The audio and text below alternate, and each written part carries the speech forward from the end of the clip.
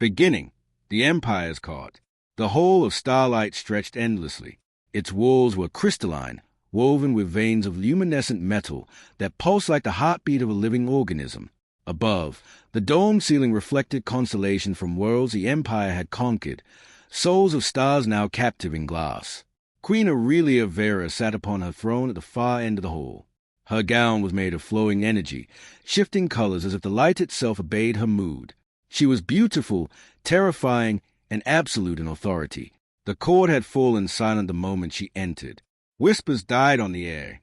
Even the Council of Lords, men and women who governed entire star systems, lowered their heads. And today, all eyes were on him. He was human, small, fragile, and very much out of place among alien nobility.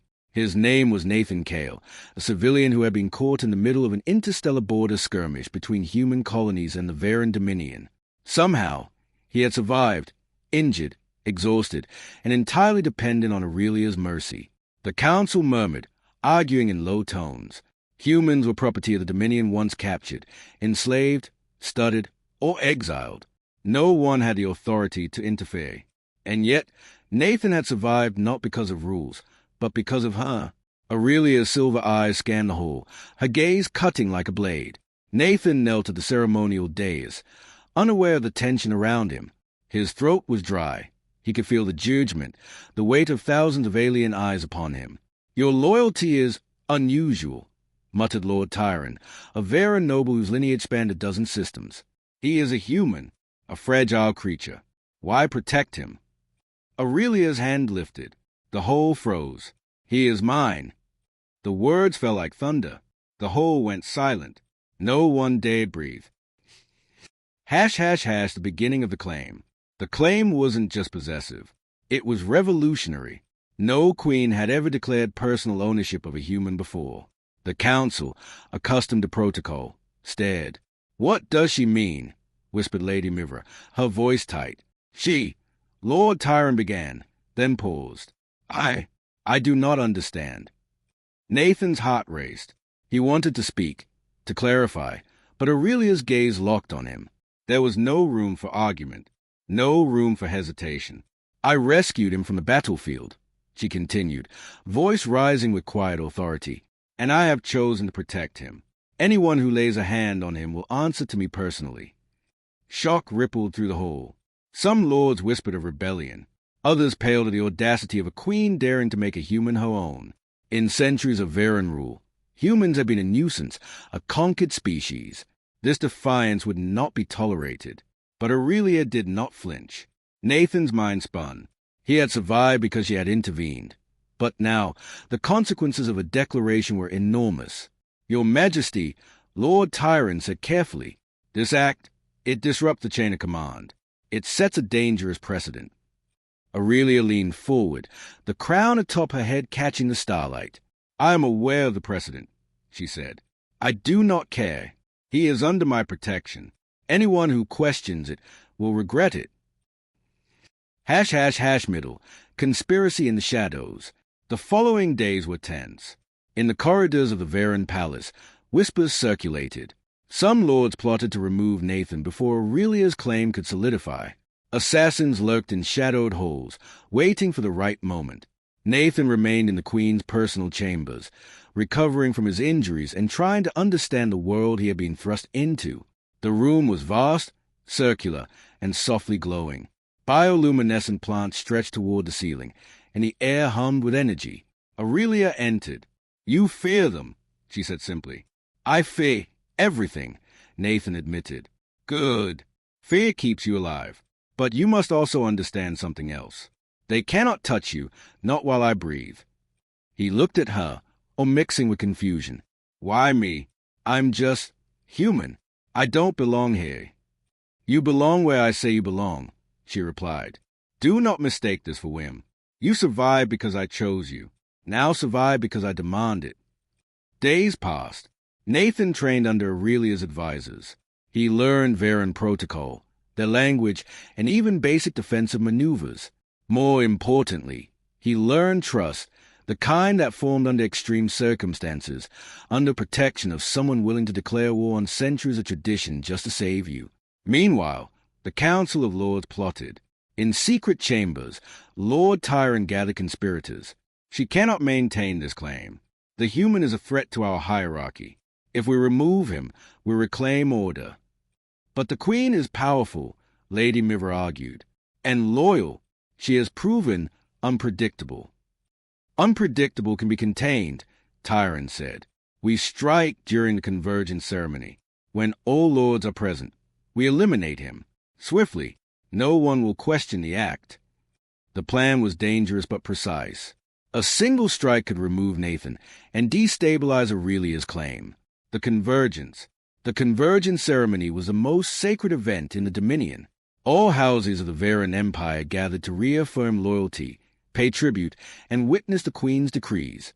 The Hall of Starlight gleamed brighter than ever, reflecting hundreds of thousands of years of conquest and tradition.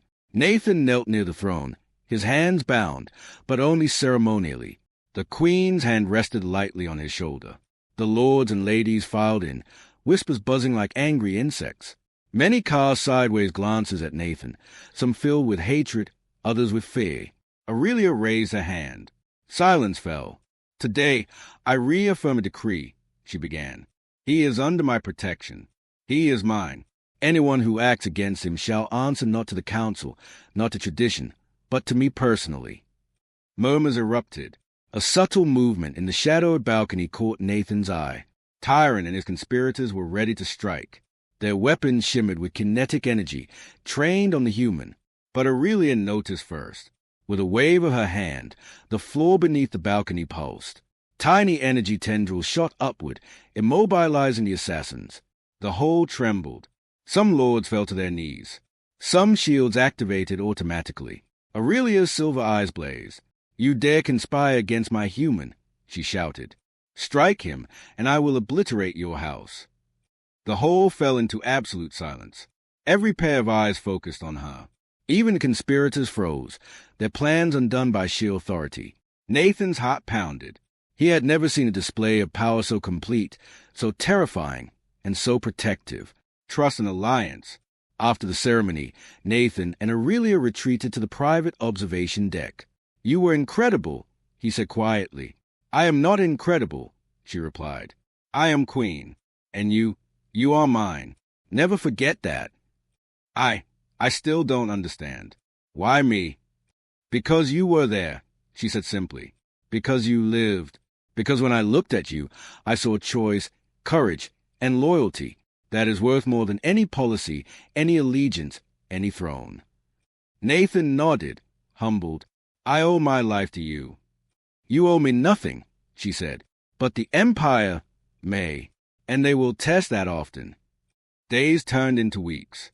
Nathan became not just protected, but a trusted advisor and companion.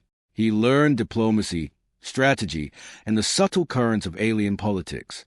Together, he and Aurelia began reshaping the Empire, not through conquest, but through measured reform and trust. The threat returns. 1 month later, the Council of Lords attempted to regain power. Secret fleets moved through hidden walk corridors, intending to kidnap Nathan and depose Aurelia. But the Queen had anticipated them. She mobilized a flagship, a living vessel of crystalline energy, and deployed her most loyal guardships. In the void of space, ships clashed, energy beams slicing the darkness. The conspirators' fleet crumpled under precise attacks. Nathan watched from the command bridge, understanding at last the magnitude of the Queen's protection. It was more than possession. It was power, vision, and unshakable will. Aurelia turned to him after the battle.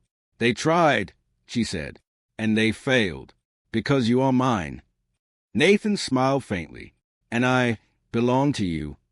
Yes, she said, but not as property, as chosen, as trusted, as part of the future. Ending. The Hall of Silence. The Hall of Starlight had never been quieter. Not when she declared a human her own. Not when the conspirators fell silent.